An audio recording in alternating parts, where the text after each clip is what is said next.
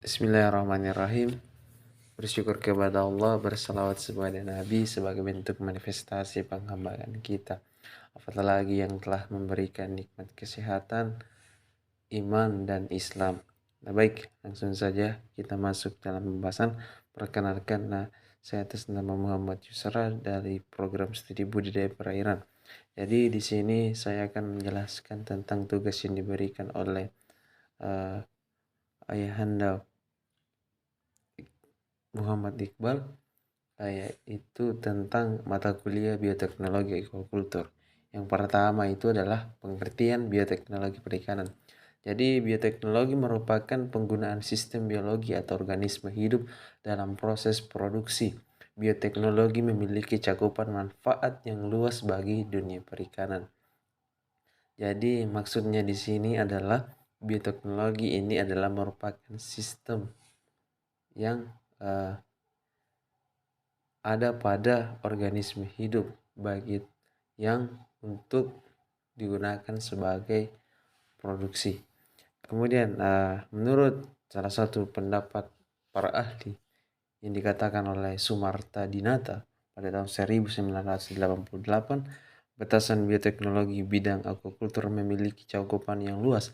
Salah satu yang umum digunakan adalah suatu kegiatan menerapkan prinsip-prinsip ilmiah dan rekayasa dalam mengolah bahan dari unsur hayati untuk penyediaan barang dan jasa. Poin kedua, mengenai tentang bentuk penerapan bioteknologi di bidang perikanan.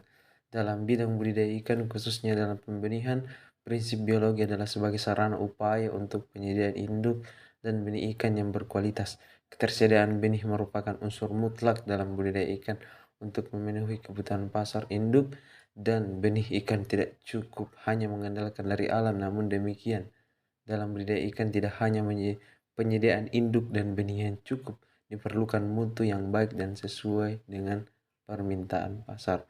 Jadi maksudnya di sini adalah sebagaimana yang kita ketahui bahwa penerapan bioteknologi di bidang perikanan ini untuk sebagai tempat penyediaan bukan hanya pada induk saja tetapi juga benih ikan, dan tentunya harapannya adalah mendapatkan benih-benih yang berkualitas dan bermutu agar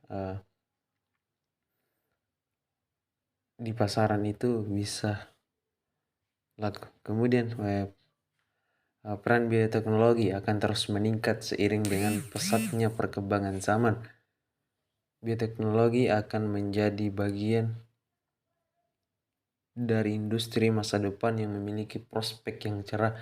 Bioteknologi merupakan tool yang terbukti mampu melipat gandakan produksi pangan secara efektif dengan target terukur serta mampu menciptakan produk yang memiliki daya saing yang tinggi. Dukungan teknologi pengembang secara buatan yang memanfaatkan prinsip-prinsip bioteknologi sangat diperlukan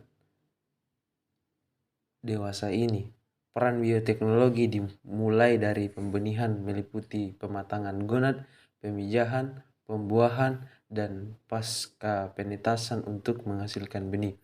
Peran bioteknologi dalam bidang budidaya ikan mempunyai cakupan yang lebih luas, diantaranya adalah yang pertama itu rekayasa lingkungan, yang kedua rekayasa genetika, ketiga penanggulangan penyakit, dan manajemen pakan. Yang ketiga, pemanfaatan bioteknologi di bidang perikanan. Jadi pemanfaatan bioteknologi dalam upaya meningkatkan produksi serta perikanan salah satunya adalah dengan sistem bioflok. Jadi bioflok itu adalah teknik pengolahan limbah cair untuk makroagregat yang dihasilkan dalam lumpur aktif.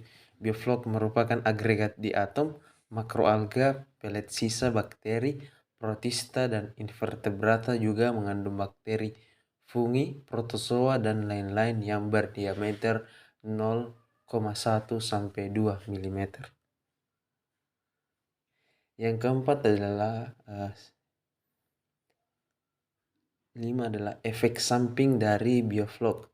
Yang pertama itu kelebihannya. Jadi kelebihannya itu Pertama, penelitian menjelaskan bahwa membiarkan vlog mikroba berkembang biak dapat meningkatkan kualitas air dan melumpuhkan nitrogen beracun. Kedua, para peternak juga telah melaporkan indikator produktivitas yang lebih tinggi dengan sistem bioflok jika dibandingkan dengan teknik aquaculture konvensional. Produksi bioflok dapat menurunkan angka kematian, meningkatkan pertumbuhan larva, dan meningkatkan laju pertumbuhan pada spesies budidaya.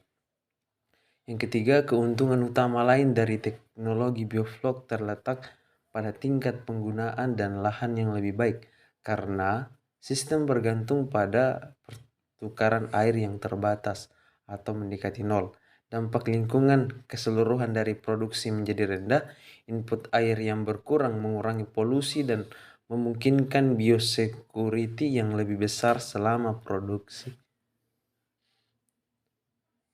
Kekurangannya, sistem ini membutuhkan periode permulaan dan hasilnya tidak selalu konsisten antara musim, karena produsen harus terus-menerus mencampur dan menganginkan angin budidaya. Biaya energi bisa lebih tinggi dari yang diharapkan.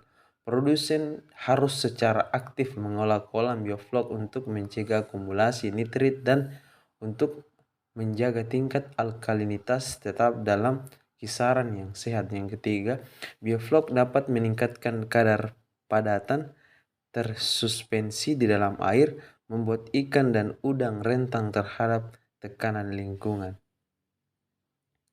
Sebagai kesimpulan, batasan bioteknologi bidang aquacultur memiliki cakupan yang luas. Salah satu yang umum digunakan adalah suatu kegiatan menerapkan prinsip ilmiah dan rekayasa dalam mengolah bahan dari unsur hayati untuk penyediaan barang dan jasa. Mungkin itu saja yang dapat saya sampaikan. Saya ucapkan billahi fi sabilillah fastabiqul khairat. Wassalamualaikum warahmatullahi wabarakatuh.